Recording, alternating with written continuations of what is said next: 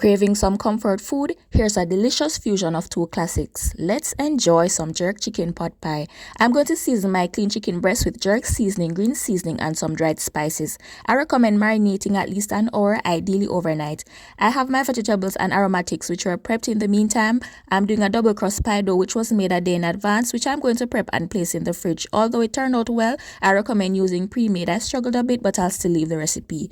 Cook the chicken breast 3 minutes per side, shred and set aside, and in the same pot saute the aromatics in a little butter, then the carrot and flour. Just coat everything with the flour and cook a bit. Then add the liquids. I use half cream, half fresh coconut milk, but use whatever coconut milk you have. Add in the chicken and stir in the rest of the vegetables last. The filling cooled while the dough sat out, then fill and bake and enjoy this delicious buttery crust jerk chicken pot pie. Details, substitutes and tips will be in the recipe. As always, live life to the fullest and just enjoy food.